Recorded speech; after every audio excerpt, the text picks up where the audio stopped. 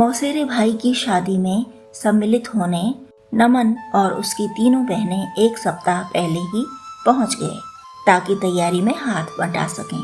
उनके माता पिता शादी की रस्मों में ही पहुंचे। वे तो कुछ दिन वहां रहेंगे, लेकिन दुल्हन को घर लाने के बाद नमन बहनों को लेकर राम रसायन लौट गया। घर केवल 2 दिन के लिए हीरा और नीलम के हवाले रहा। संध्या और पूजा दोनों ही घर के कोने कोने में घूम घूम कर उसे प्यार से निहार रही थीं। बचपन की यादों से मन भीग भीग जाता था। भाई बहनों के नटखटपन के दिन रह रह कर याद आते थे। माता पिता के लाड़ दुलार की समृद्धि से तो निःशब्द होकर रह जाती हैं वे हमेशा ही। बहुत कम ऐसा हो पाता है कि विवाहित बहनें साथ साथ पिता के घर आंगन में कुछ दिन बिता सकें। संध्या और पूजा के पास भी 1 सप्ताह था। पहला दिन तो शादी की थकान उतारने और कुछ घर को संवारने में ही निकल गया। दूसरे दिन संध्या का ध्यान इस ओर गया कि नीलम कुछ उदास उदास है। पूछने पर वह टालती जाती थी, लेकिन संध्या को ठाह लेना आता है। 40-40 लोगों के इकट्ठा होने पर भी वह सबकी परवाह कर लेती, सबका ध्यान रख लेती है, सबका सहयोग भी अच्छे से कर लेती है। उसकी ससुराल का गांव खड़गपुर इस बात की गवाही देता ही रहता है। तो संध्या के संवेदनशील मन ने आखिर पता कर लिया कि नीलम की माँ बीमार है। माँ बीमार होगी तो बेटी का मन उसमें अटकेगा ही। भाई बहनों ने मिलकर तय किया कि नीलम को 1 हफ्ते की छुट्टी दे दी जाए, और यह भी कि नीलम के साथ उसके पति हीरा को भी गांव जाना चाहिए। नीलम की भीगी आंखों में कृतज्ञता भर गई थी। रात की ट्रेन से ही नीलम और हीरा चले गए। संध्या, पूजा, आरती और नमन, बस 4 भाई बहन ही घर पर थे। देर रात तक वे बचपन की छोटी छोटी घटनाओं को याद करते और मुस्कुराते, शरारतों को याद करते तो हंसते। अब तो वे बचपन की खाई चोटों को याद करके भी हंस ले रहे थे, और तब चोट लगने पर कितना रोए थे यह याद करके ठहाके लगा रहे थे। बेमन से रोते रोते दी गई परीक्षाओं की चर्चा कर करके वे चारों खिलखिला रहे थे। आरती और नमन के तो व्यस्त दिन थे, लेकिन संध्या और पूजा के पास मायके का भरपूर आनंद था। उन्होंने तय किया कि वे इस बार बाहर कहीं नहीं जाएंगी। अपने यहाँ आने की सूचना भी किसी को नहीं देंगी, ताकि दोनों बहनें कुछ दिन बिना किसी व्यवधान के पूरा समय साथ रह सकें। छत, आंगन, कमरे, लॉन और एक एक फूल पत्ते के साथ भरपूर जी सकें। शाम के समय दोनों बहनें छत पर थीं। पूजा ने कहा, हवा बहुत मीठी है नदी।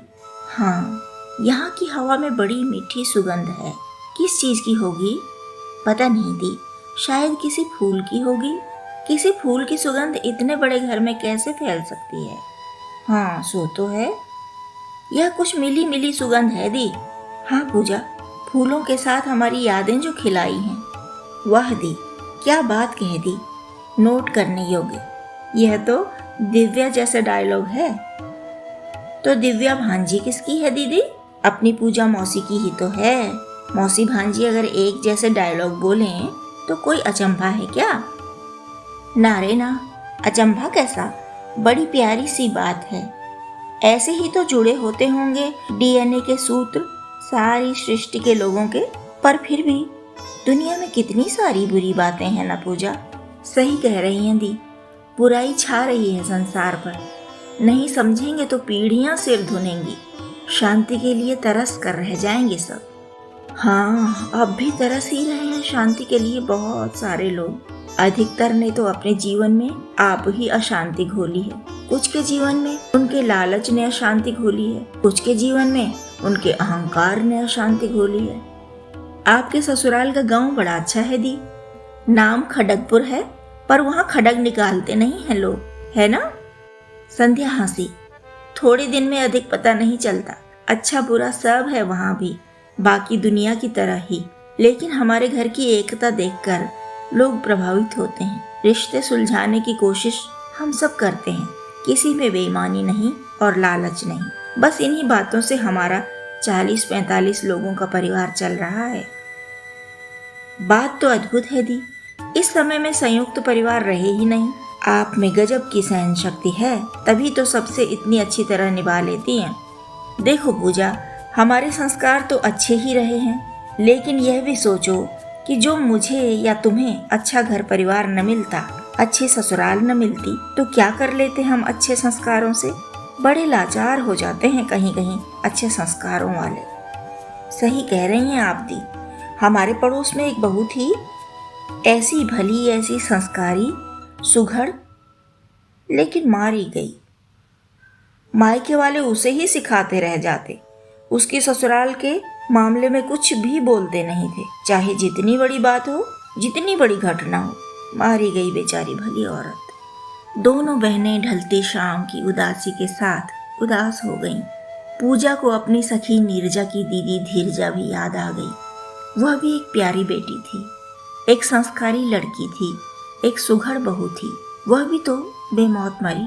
पता नहीं मरी या मारी गई, पता नहीं कितना दर्द झेला आखिरी सांस तक। धीरजा की चर्चा होती रही। पूजा और संध्या की आंखों से आंसू झरने लगे। कितनी बहुएं, कितनी बेटियां कहाँ कहाँ मारी गईं, सब याद आती गईं। और राम रसायन की छत पर दो बहनों की आंखों से श्रद्धांजलि पाती गईं। पूजा बोली, देखो नदी, अनीता आंटी को अभी भी समझ नहीं आई है। अभी तक भी वे नीरजा का दर्द नहीं पहचान पा रही। माँ होकर, बेटी को खोकर भी वे दूसरी बेटी से दर्द का रिश्ता नहीं जोड़ पा रही। क्या कहें ऐसी माँओं को। लंबी सांस खींचकर संध्या बोली, यही तो, दुनिया बिगड़ने की शुरुआत यहीं से तो होती है। न वे समझदार हो सकी, न संवेदनशील। माँ होकर मातृत्व तो रख दिया ताक पर, प्रपंचों में लगी रहती हैं हमेशा। प्रपंचों से भला हुआ है किसी का। पूजा ने माथा पकड़कर कहा, मैं भी इसी आश्चर्य में रहती हूँ दी कि वे अपने विवेक को सुलाकर क्यों रखती हैं।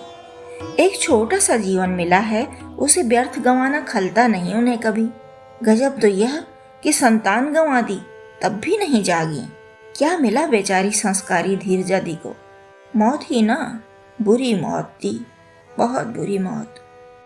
संध्या ने पूजा के कंधे पर हाथ रखा।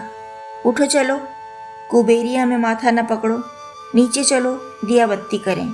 हम भी साधारण प्राणी ही हैं। जो कर सकते हैं वह कर ही रहे हैं। कर सकते हों और न करें तब तो आत्मग्लानि हो।